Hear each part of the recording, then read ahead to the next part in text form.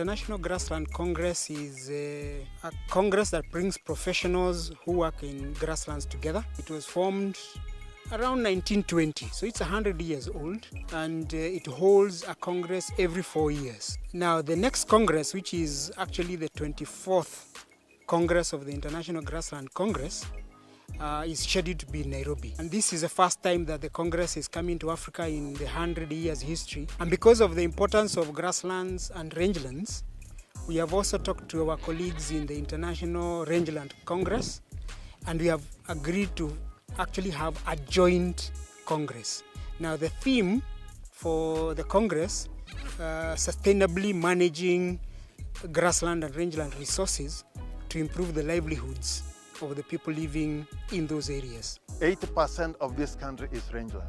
This is where we have natural occurring pastures, and it is areas where the rainfall is low. In the rangelands, the wild animals, the livestock, and the people, they interact together, as compared to the grasslands where it is mainly for livestock. We have a wide range of technologies. If I can specify in regard to rangeland, is that first of all, actually is the selection and improved breeding of this Saiwo cattle for milk yield. It's a continuous process where we do intensive selection for milk to improve the adaptability of the Saiwo and its derivatives under range condition.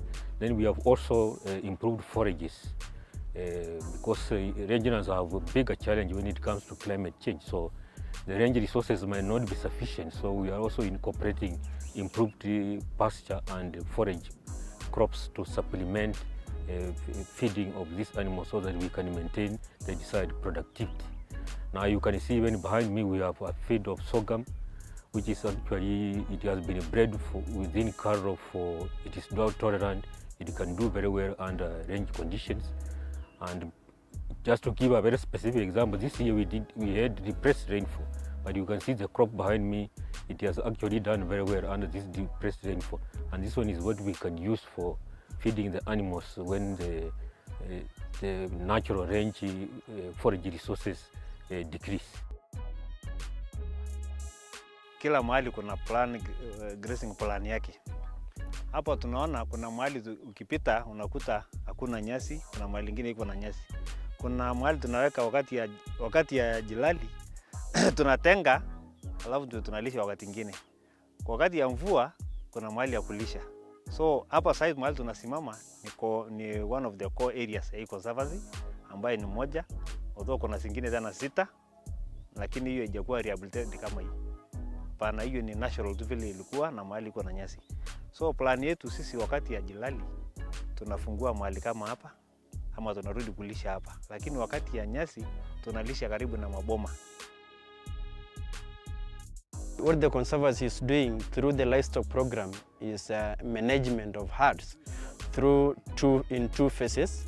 One is breeding and also another one is fattening, maybe for purposes of profit making and income generation.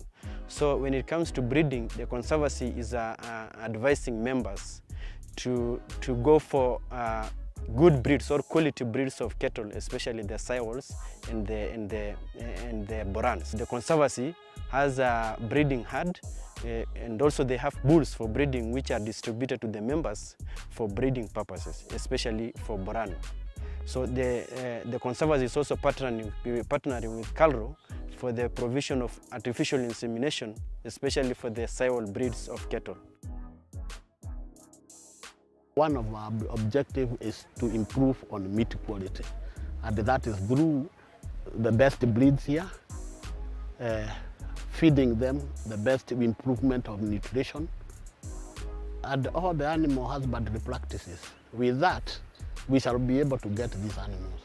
Even farmers will be having the animals like this one. Everybody is attracted by them. So the first question we have to ask ourselves, are we having the quality meat? So that the buyers can buy quality meat. I'm doing my research on teff grass. Teff is annual grass. It's mainly grown, it's a dual purpose cereal.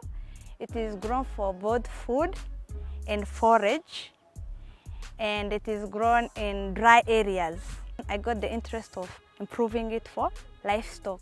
So for resource poor farmers, they won't use a lot of inputs because this one can grow anywhere.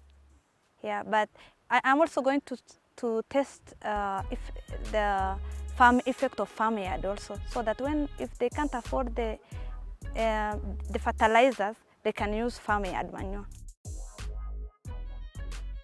This is a Maasai love grass. This is also one of the rangeland grasses. It is indigenous to the rangelands. And as you can see, it's a very good seeder.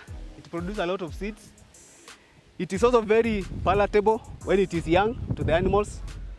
And it is also used to improve those rangelands. The seeds can be used to go and improve those rangelands. Tuseme hakuna mtu anaweza kuwa na ng'ombe nzuri bila chakula. Huwezi penda ng'ombe na upate hii chakula. Lazima sisi tujitahidi tutengeneze mashamba yetu. Kwa sababu sana sana huko mvua ni chache. Si unaona imefanya vizuri. Lakini ukiangalia chakula hakuna. Lakini ng'ombe inaendelea, akiwa uko na ng'ombe, yule ako na ng'ombe inaendelea vizuri. Kwa hivyo wajitahidi wavieke mashamba yao, mtu atenge sehemu. Akiwa hataki kuacha kabisa ukulima huyu mwingine wa mimea, atenge sehemu, atengeneze na pande nyasi. This one is the duck of the elephant, and when the elephant drops this one, cactus will also grow now from the seeds which elephant takes. So it is helping in the propagation of the cactus. And when it's this way, we are saying even if the goat takes the cactus, what kills is not the sap, not the material, not the juice in the plant, but the thorns. Those microscopic thorns, when they go to the stomach, is the ones which affect the goat and the goat dies. And also human cannot consume those offals because it will affect you.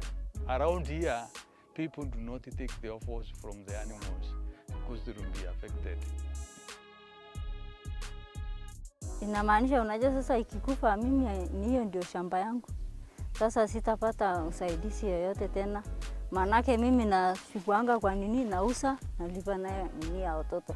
Sasa ikikula imaliza ng'ombe ama mbuzi, hiyo ndio shamba yetu ya Maasai.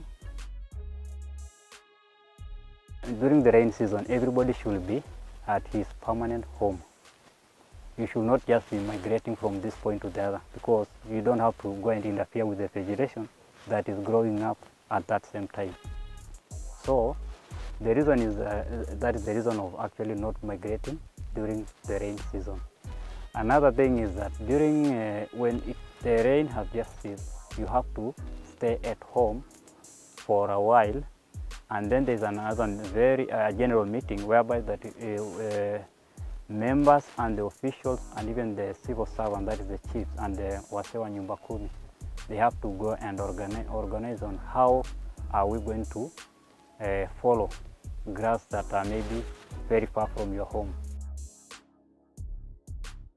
By holding the International Grassland Congress and the International Rangeland Congress in Nairobi, we'll also expose the world to our wonderful wildlife.